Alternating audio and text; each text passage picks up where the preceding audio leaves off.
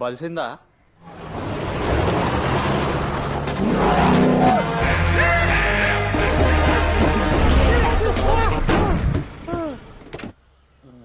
Sare, registration udah peట్టుకుందాం sir. Halo sahabat, assalamualaikum. Semoga sehat selalu dan senantiasa berbahagia. Terima kasih sudah subscribe dan menyimak video-video LK21 Revive. Semoga Tuhan Yang Maha Esa selalu memberikan rezeki yang berkah dan berlimpah ruah untuk sahabat semua. Nah, kita sapa-sapa dulu nih para penonton setia LK21 Revive. Terima kasih buat Komang Budiana dari Bali, Rani Hidayat dari Kalimantan Selatan, Gisel dari Palembang, Naufal GMG dari Bima Sakti, Andreko Kucluk dari Probolinggo, Arita Aprilisiana dari Madura, Yani Oktaviani dari Merauke, Nurmayanti dari Maluku Tenggara, Rizaldi Ekstrada, Febrianto dari Lampung, dan buat teman-teman semua yang belum mimin sapa, nanti di next video ya. Oke, kali ini LK21 Revive akan membawakan sebuah alur cerita film yang berjudul Taksiwala. Bagaimana keseruan filmnya? Ini dia alur ceritanya. ఇప్పుడు దాన్ని శాంతి చేయాలంటే ఆహా సూపర్ రా దేవుడు ఉన్నాడు బాబాయ్. ఉన్నాడు రా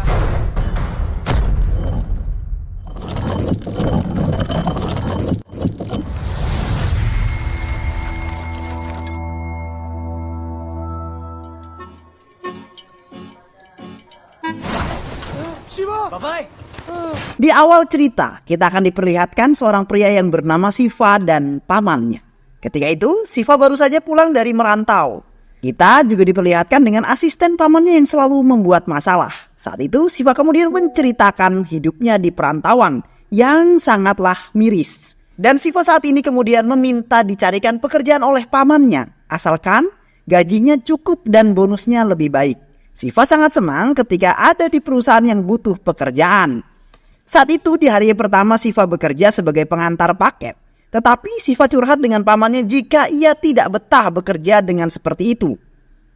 Karena India begitu luas untuk dikelilingi. Siva ingin dicarikan pekerjaan yang lebih baik daripada pekerjaan yang saat ini.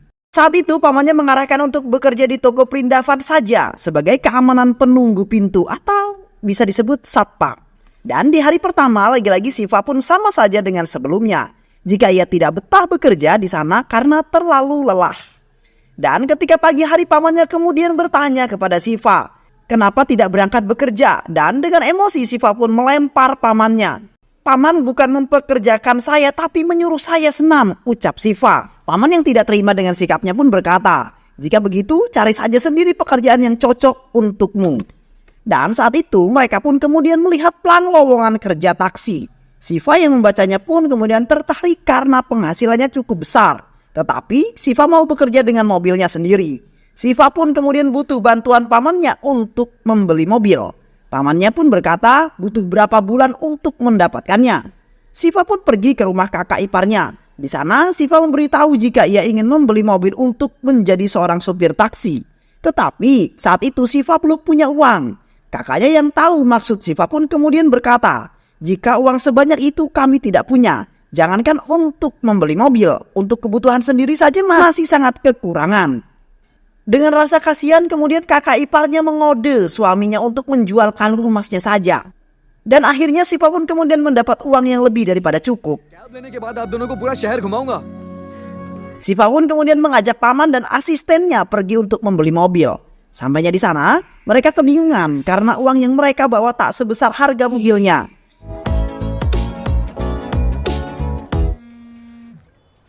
Singkat cerita, mereka pun kemudian ditunjukkan mobil bekas yang unik dengan harga yang sangat murah. Siva pun senang dengan keunikannya, tetapi pamannya ragu dengan kualitasnya karena barangnya bekas. Dengan keyakinan Siva pun memaksa pamannya untuk membelikannya.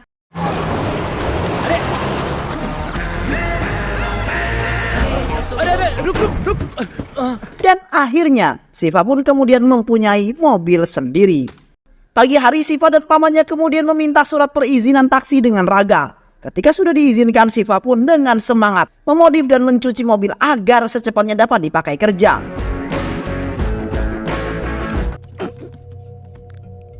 Dengan gaya yang baru, kemudian paman yang melihat itu tuh sangat terheran dan sangatlah indah. Dan Siva pun kemudian mendaftarkan dirinya sebagai supir taksi online. Begitu bahagianya Siva ketika pertama kali mendapatkan telepon dari penumpang. Ia langsung berangkat menyusul penumpang di suatu tempat. Sialnya, Siva mendapat penumpang wanita yang sedang mabuk. Siva bingung, tidak tahu harus mengantarkannya kemana. Dengan terpaksa, Siva pun kemudian mengantarkan wanita itu ke kantor polisi. Setelah sadarkan diri, wanita bernama Anu itu pun kemudian menelpon Siva dan minta diantarkan ke rumahnya. Tidak butuh waktu lama, Siva pun kemudian langsung tancap gas.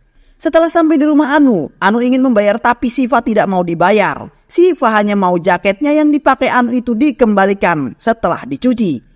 Setelah pertemuan pertamanya Siva dengan Anu, mereka kemudian bertemu untuk yang kedua kalinya saat pengembalian jaket yang dimiliki oleh Siva. Benih-benih cinta pun hadir dalam diri mereka.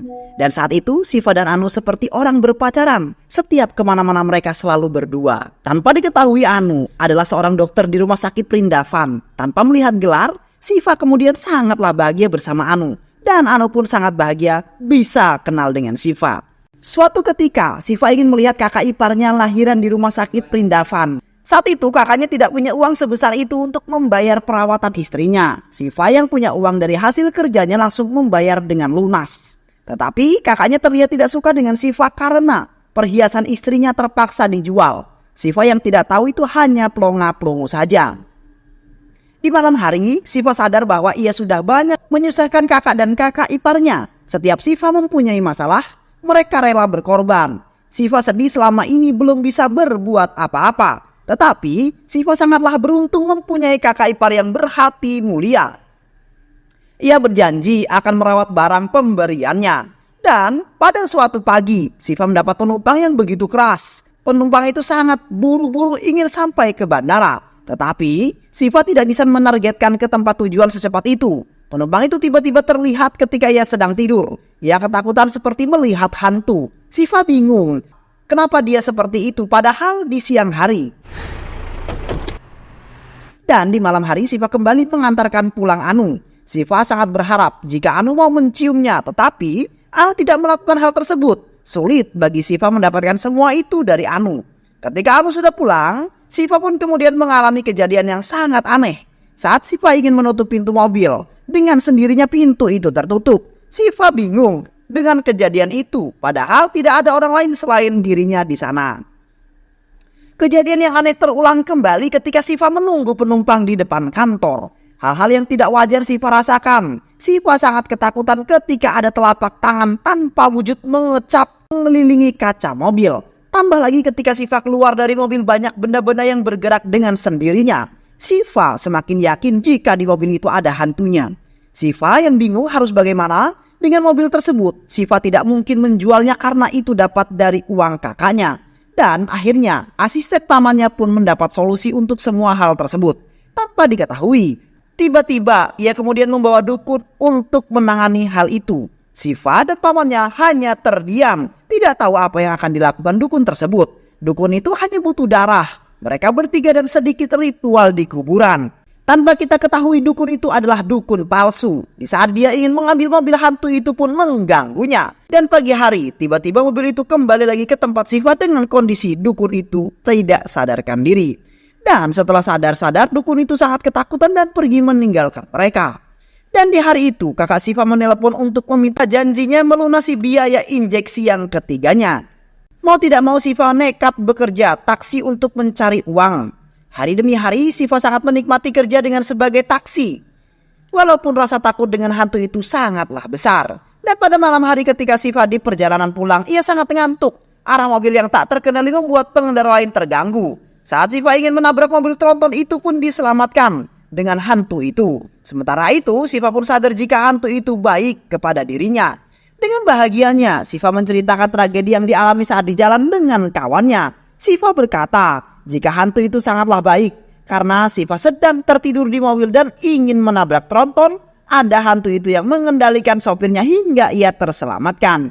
Dan Siva sekarang menganggapnya hantu itu sebagai sahabatnya.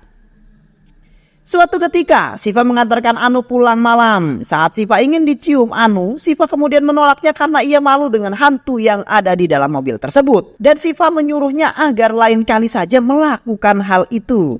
Saat itu Siva sedang istirahat tapi ada seorang dokter yang minta diantarkan pulang. Dengan rasa kasihan, Siva pun kemudian mengantarkannya. Tanpa alasan yang jelas, hantu itu kemudian menyiksa dokter saat di perjalanan pulang. Hantu itu terus membawanya ke rel kereta api. Setelah sampai di sana, dokter itu dijatuhkan di rel dan ditabrak kereta hingga tewas. Siva frustasi dengan kejadian yang dialami di depan mata. Seakan-akan Siva lah yang telah membunuhnya. Saat itu, Siva sangat benci dengan mobil itu. Siva kira hantu mobil itu adalah roh yang baik.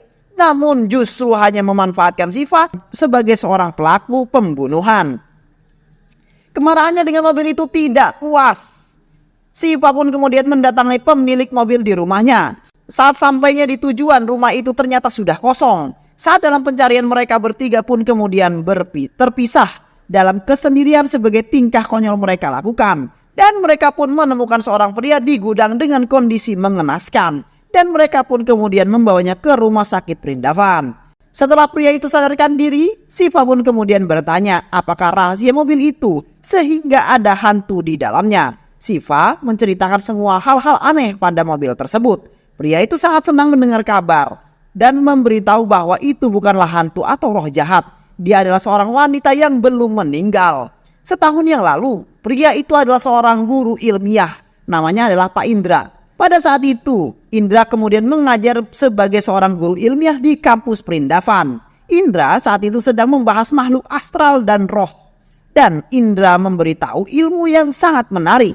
Jika roh bisa dipisahkan dari tubuh, sehingga kita dapat berbicara dengan roh-roh lain.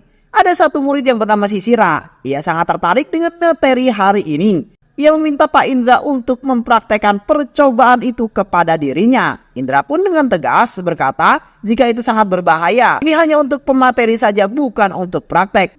Berbagai upaya Sisira meminta tolong Pak Indra hanya sia-sia. Pak Indra tidak mau melakukan hal itu karena resikonya yang begitu besar. Dan saat Sisira menemui Pak Indra yang kesekian kalinya, ia pun memberitahu alasan kuatnya ingin berbicara dengan makhluk astral.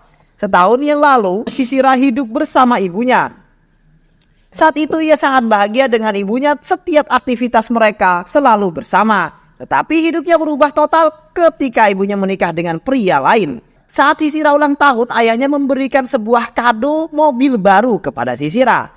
Tetapi Sisira yang tidak suka dengan ayah tirinya menolak kado tersebut. Dan Sisira berkata, jika ia sudah cukup punya mobil itu. Ayah tirinya bernama Ragu menghina mobilnya dan memaksa agar menerima mobil BMW-nya. Jika Sisira tidak mau, Ragu akan membatalkan pembeliannya. Dan ketika pesta sudah sepi, Sisira mendatangi ayah tirinya dan berkata, sekalipun kamu menikah dengan ibuku, kamu tetaplah manajerku, bukan ayahku. Ibunya yang tidak terima dengan itu langsung menampar Sisira. Dengan keadaan kecewa, Sisira pun pulang ke rumahnya. Saat malam hari, penyakit ibunya pun kambuh. Ketika ibunya mencari obat tetapi tidak ada, ibunya pergi ke kamar Sisira untuk minta bantuan. Tapi Sisira masih kecewa dengan ibunya dan tidak membukakan pintu untuk ibunya. Beberapa menit kemudian, Sisira pun kemudian membukakan pintunya dan terlihat ada ibunya yang sudah tak bernyawa. Sisira pun terdiam dan sangat sedih. Penyesalan hidupnya selalu terbayang-bayang di setiap waktunya.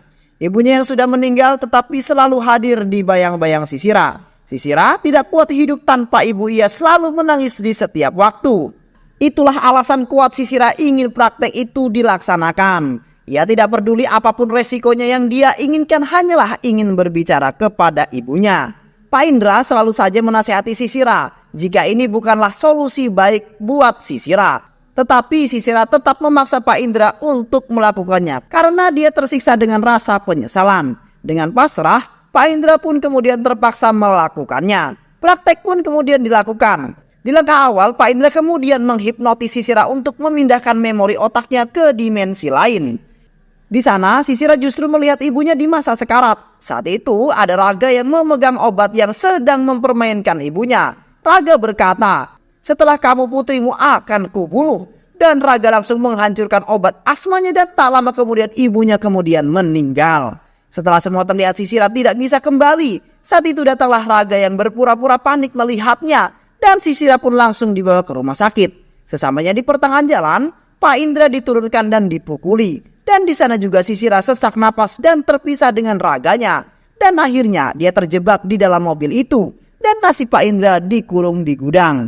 Mereka sengaja tidak membunuh Pak Indra karena jika itu terjadi, maka mereka akan dicurigai. Sedangkan Raga Sisira diamankan di rumah sakit Perindavan. Itulah alasan Sisira memisahkan roh dan raganya. Sekarang rohnya ada di mobil yang selalu bersama Siva. Saya sengaja tidak melaporkan ke polisi karena jika polisi tahu semua akan selesai. Sisira masih punya kesempatan hidup kembali dalam waktu 3 minggu. Jika tidak, raganya akan membusuk. Bawa raganya ke dalam mobil itu dan dia akan kembali hidup lagi, ucap Pak Indra. Siva yang tahu alur ceritanya Sisira sangat prihatin. Siva berjanji untuk membantu Sisira untuk kembali ke dalam raganya. Di kala itu, Siva bersama teman-temannya meminta mayat Sisira untuk dibawa pulang. Dengan penjelasan yang tidak masuk akal, dokter pun tidak mengizinkannya. Dan di tempat lain, ada raga yang kehilangan tahanannya, yaitu Pak Indra. Ia menyesal jika dulu tidak membunuhnya. Dengan kepanikan itu, Raga meminta anak buahnya mengamankan mayat Sisira. Dan di malam hari, Siva bersama kawan-kawannya menjalankan aksinya untuk membawa kabur tubuh Sisira. Saat Siva mencari kamar, tidak diduga ternyata Siva bertemu kawan lamanya Tono sebagai satpam di rumah sakit. Siva meminta bantuan dengan temannya. Sebenarnya, Tono takut jika ketahuan ia akan dipecat. Tetapi karena Siva memaksa, ia pun bersedia. Dan akhirnya mereka pun mencari jasad tubuh Sisira di ruang mayat. Setelah tubuhnya ditemukan, mereka pun bergegas pergi dari sana. Dengan penyamaran yang begitu baik, Siva dan pamannya pun bisa keluar dari sana. Tapi tidak dengan asisten pamannya yang terjebak di kamar mayat. Apesnya, ketika mereka mencari jalan keluar bertemu dengan pasien yang keracunan. Mereka bingung harus melakukan apa karena mereka bukanlah seorang dokter. Dengan keyakinan pamannya ia meracik obat dari alkohol dan langsung meminumkannya. Dan ternyata racikan itu sangatlah manjur. Sehingga pasien tersebut sembuh total. Setelah Siva keluar dari ruangan rumah sakit, Tono pun ketahuan dan dipecat dari sana. Saat itu juga, Siva mendapat kabar kakak iparnya yang masuk rumah sakit lagi. Siva dan pamannya pun berpisah di sana. Siva pergi menjenguk kakak iparnya sedangkan pamannya membawa tubuh Sisira. Di tempat lain, ada Raga yang sedang mengurus dokumen Sisira. Saat itu dia lupa membawa pena untuk mencatat datanya dan kebutuhan di mobil Siva ada pena yang nganggur.